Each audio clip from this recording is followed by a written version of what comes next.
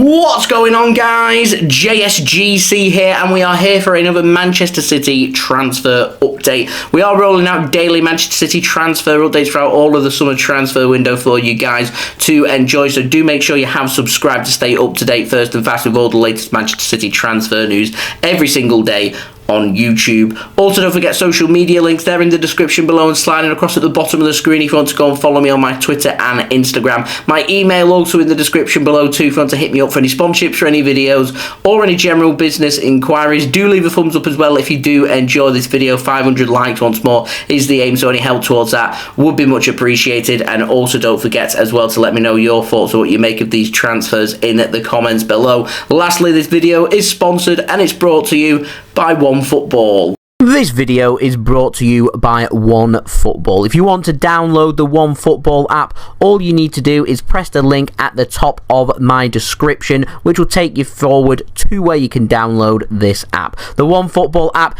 is extremely useful if you are a huge football fan just like me. It provides you with the latest footballing news, transfer news, and the latest videos as well. It is one source of information of where I get my transfer news from. It also allows you to see the latest scores with what's happening in the footballing world. If you just click on a game, including any Manchester City game, it will not only bring up the latest team news, but it will also bring up the latest statistics and keep you up to date with everything happening in that game. If you want to download this app, all you need to do is press the link at the top of the description to stay up to date. Thank you very much to OneFootball for sponsoring this video. If you want to go and check out the OneFootball app, it's free to download, by the way, then do go and check out my link in my description, as that'll take you to the download page to download the free OneFootball app. So let's crack on with this video. We're going to start off with the outs, and we've got an update on Cole Palmer. Now, The Sun, they say that Borussia Dortmund are one of many clubs in Europe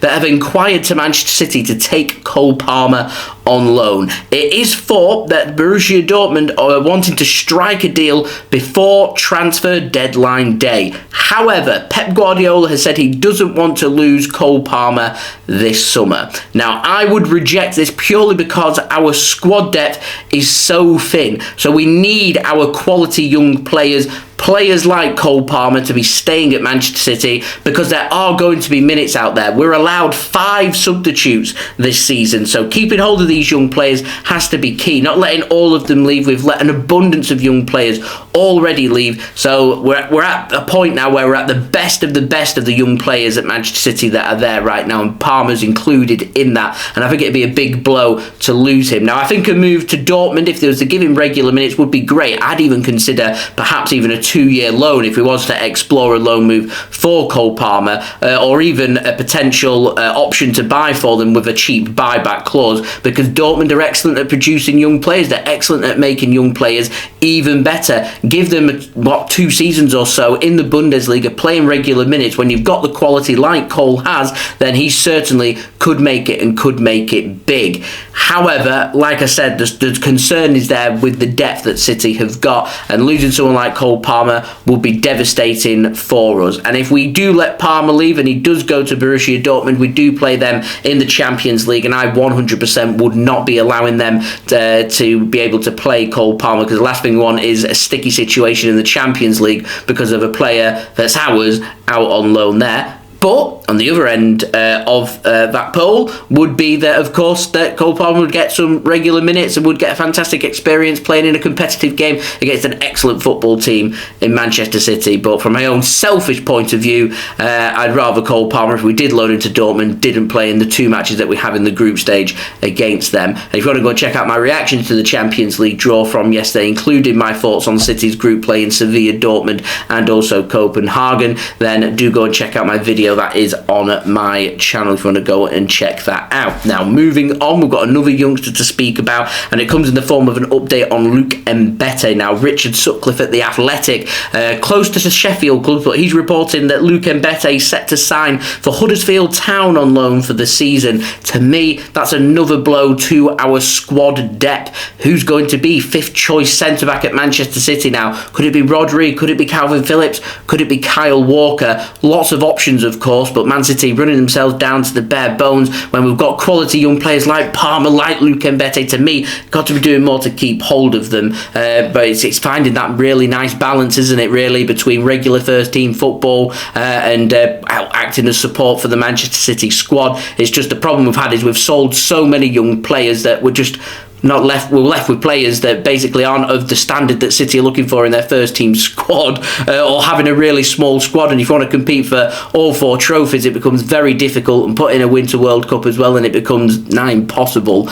So we'll see. I've spoken about depth all summer. I was speaking about it all season as well. Now, moving on to the final transfer of this video is, of course, Bernardo Silva. Now, the Times, via Duncan Castles, who is believed to have close relations with Jorge Mendes, who is the agent of Bernardo Silva. So the information that he's reporting isn't completely inaccurate, but what he has reported does sound a little bit unbelievable. So I just wanted to digest it and give my thoughts on that. So he says that Manchester City have rejected a 70 million euros bid from PSG for Bernardo Silva. They say that Bernardo's got an agreement with PSG for a wage packet, which is similar to that of what Manchester City are currently paying him. They're saying that Bernardo Silva has apparently turned down a new contract at Manchester City. City were willing to give Bernardo Silva a big pay rise which would match near enough the wages that Kevin De Bruyne is on, and Bernardo Silva has said no. Now, what I don't see happening here is Man City selling to PSG. It's just not how we do things. It's too political. It would take a massive offer for Manchester City to sell Bernardo Silva to anybody, not just PSG, but to anybody this late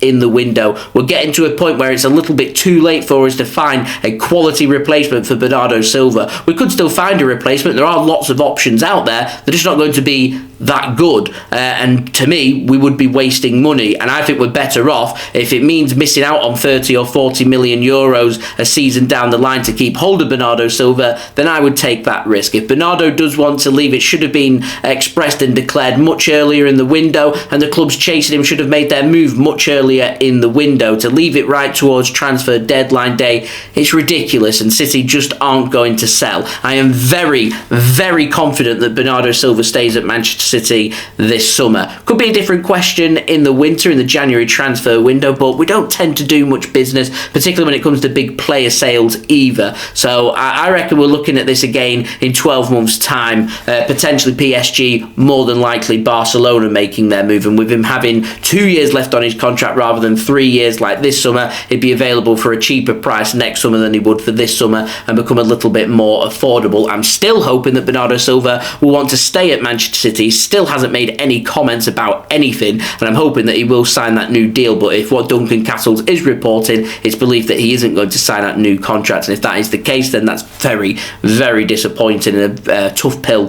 to be able to swallow from a Manchester City fan from my own perspective. Now, Pol Ballus at The Athletic has said that the stance still very much the same from Manchester City from last week. The first team squad is still expecting Bernardo Silva to stay. They don't think any proposal right now is going to tempt Manchester City to sell this late into the window, and Pep Guardiola has also confirmed that right now City have received no calls for Bernardo Silva. It's cold, and he's near enough confirming that Bernardo Silva stays with only a few days left of the summer transfer window. But anything can happen, things can change, and if a monster offer does come in, maybe City might consider it. Remember the desperate attempt by PSG and involving Real Madrid, to try and sign Kylian Mbete from PSG, when they all of a sudden up in their bid nearly doubled their offer for Kylian Mbete as they got desperate. If that was to happen here with Bernardo Silva and they were to offer 120 to 140 million euros for Bernardo Silva, I think Man City would sit down and listen. But as of right now, no phone calls, no offers.